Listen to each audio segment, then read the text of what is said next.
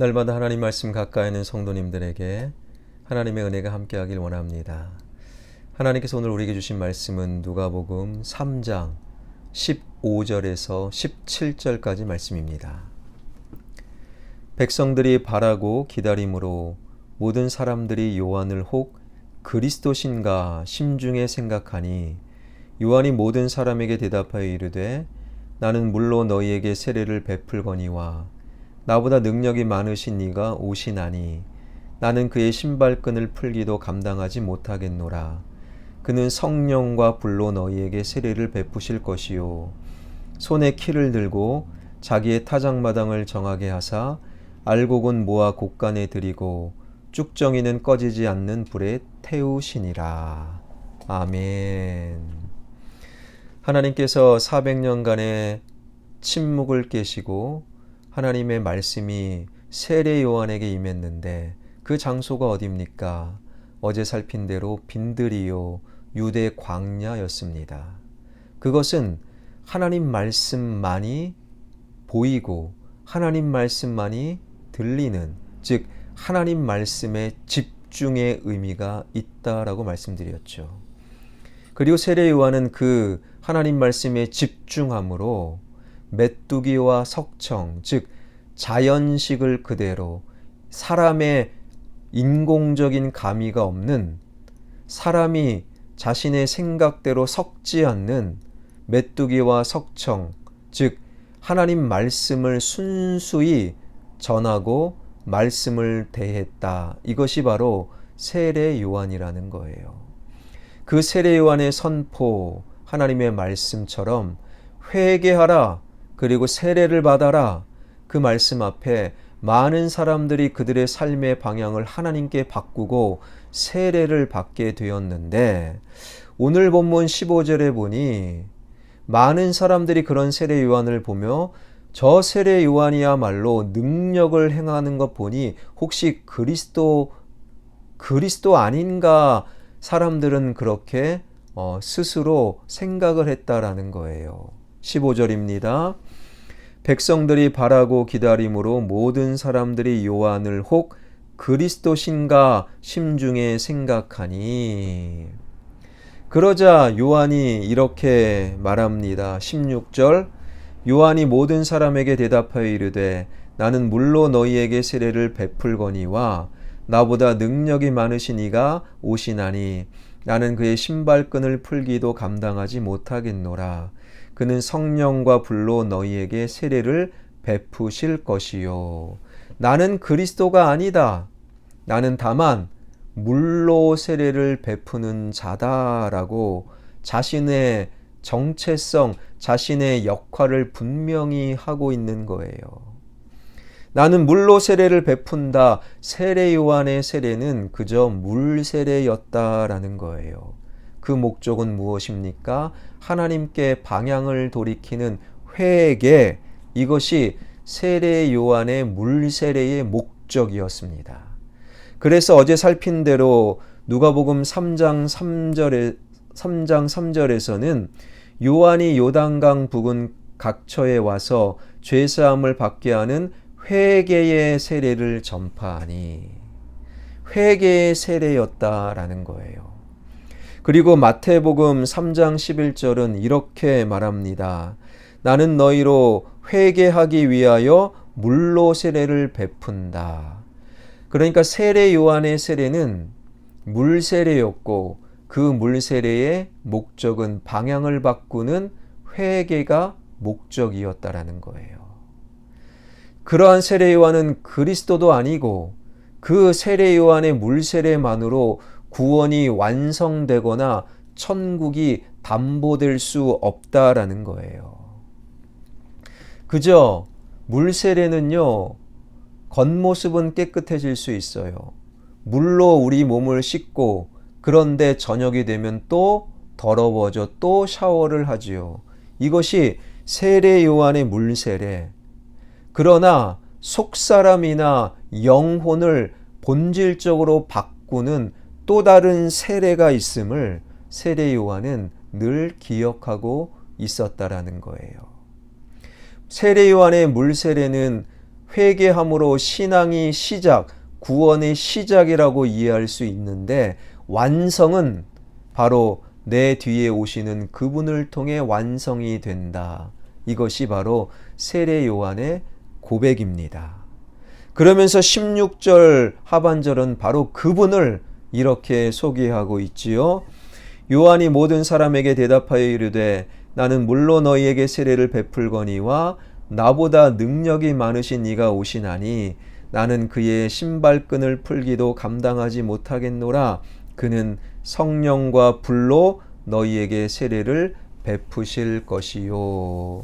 내 뒤에 오시는 분, 6개월 먼저 왔지만 내 뒤에 6개월 후에 오실 그분은 능력이 있는 분이고, 나는 능력이 있긴 하지만 그분의 신발끈을 풀기도 감당하지 못하는 자다라고 말하고 있어요. 여기서 신이라는 그 단어는요, 종, 노예라는 의미가 있어요. 그러니까 주인의 신을 들고 주인의 신발끈을 풉니다. 이것이 바로 종과 노예의 역할인데, 나보다 나중에 오실 6개월 나중에 오실 그분의 능력은 내 능력과 비교도 되지 않고 나는 그분의 종과 노예의 깜도 못 된다. 신발끈을 풀기도 감당하지 못한다. 이것이 바로 세례 요한의 고백인 거예요. 그러면서 그분의 세례를 이렇게 소개하지요. 성령과 불로 세례를 베푼다. 세례 요한은 그저 물 세례였어요. 그것도 의미 있지만 속사람 영혼의 변화까지는 이어지지 못합니다. 그러나 신발끈도 풀기를 감당하지 못하는 능력자 예수 그리스도는 물 세례가 아니라 성령과 불로 세례를 베푼다라는 거예요. 여기서 우리는 성령과 불을 같은 느낌으로 받아들여요. 그것이 전혀 아닙니다. 사도행전 2장에 보게 되면 오순절 성령 강림 사건을 표현하기를 성령이 임하셨는데 마치 불의 혀와 같았다라는 거예요. 그래서 성령과 불은 같은 느낌으로 받아들이는데, 그래서 이런 찬양도 있죠. 불길 같은 성신여. 그러니까 성령과 불이 같은 느낌으로 받아들이는데 절대 그렇지 않아요. 불은 심판의 의미로 다가옵니다. 신명기 4장 23절 24절을 보게 되면 너희는 스스로 삼가 너희의 하나님 여호와께서 너희와 세우신 언약을 잊지 말고 내 하나님 여호와께서 금하신 어떤 형상의 우상도 조각하지 말라. 내 하나님 여호와는 소멸하시는 불이시요 질투하시는 하나님이시라. 그러니까 구약 성경에서 나타나는 불의 이미지는 심판의 이미지예요. 그리고 신약도 마찬가지입니다. 오늘 본문 앞에 보게 되면 누가복음 3장 9절 말씀입니다. 이미 도끼가 나무 뿌리에 놓였으니 좋은 열매를 맺지 아니하는 나무마다 찍혀 어디에요? 불에 던져지니라. 불이라는 것은 구약이든 신약이든 모두 다 심판의 이미지를 나타내는 단어예요. 그러니까 주님의 베푸시는 세례는 성령과 불의 심판이다. 성령 세례로 속사람이 바뀌고 영원히 새로워지지 않는다면 불의 세례, 즉 불심판을 받게 된다. 이것이 세례 요한의 물 세례와는 차원이 다른 예수 그리스도의 성령 세례 불심판을 의미하는 거예요. 사랑하는 성도 여러분, 우리의 겉모습이 그저 물 세례로 회개했다, 거기에만 멈추지 마시고 예수 그리스도를 통하여 성령 세례, 우리 속사람이 새로워지고 우리 영혼이 새로워짐으로 불 세례, 불의 심판을 경험하지 않는 저와 여러분, 우리 모두가 되길 주님의 이름으로 축원합니다.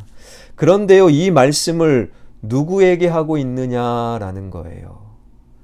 이 말씀을 7절에 보게 되면 세례받으러 나온 무리에게 하고 있어요. 마태복음에는 바리새인과 사두개인, 마가복음에게는 유대인들, 요한복음에서는 제사장들과 레위인들에게 이 말씀을 하고 있다라는 거예요.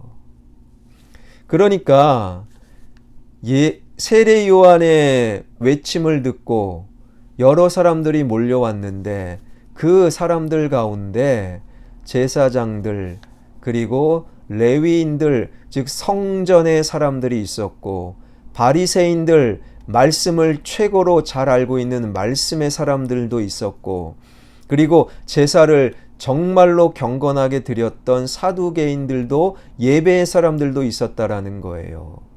그들에게 하는 말이 물 세례만 받지 말고 성령 세례 받아 영혼의 변화, 영혼의 새로움을 경험해라. 안 그러면 불심판을 받을 것이다 라고 세례 요한은 하나님의 마음을 전하고 있는 거예요. 그러면서 17절에 놀라운 말씀을 하는데요.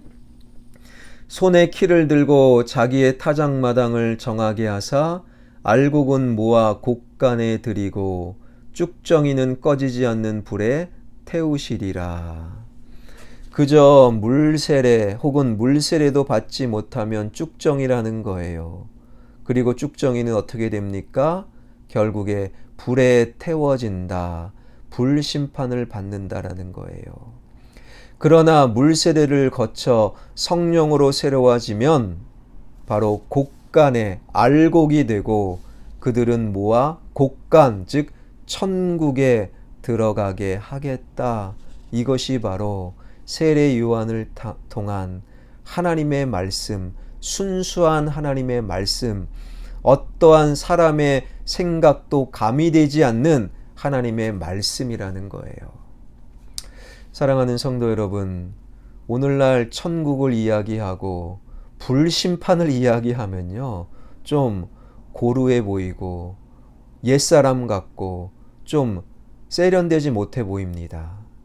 그러나 그 생각을 내려놓으시고 하나님의 순수한 말씀은 무엇입니까?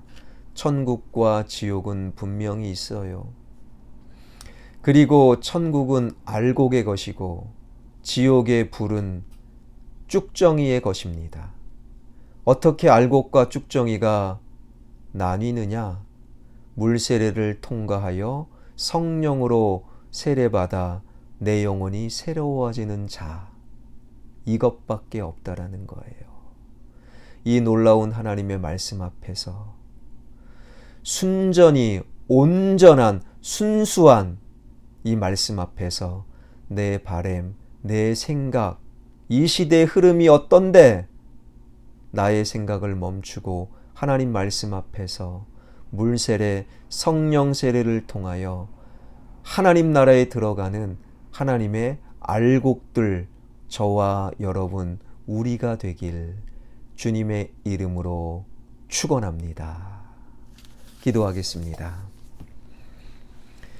400년간의 침묵을 깨시고 세례 요한에게 임한 하나님의 말씀, 세례 요한에게 배우는 것은 그 하나님의 말씀에 내 생각, 내 바램 그 무엇도 가미하지 않고 섞지 않은 순수한 하나님 말씀을 듣고 붙들었던 세례 요한, 이 시대에 기도하는 내가, 이 시대에 예배드리는 내가 하나님의 말씀을 100%로 붙들고 받아들일 수 있는 이 시대의 세례 요한이 되게 하여 주옵소서.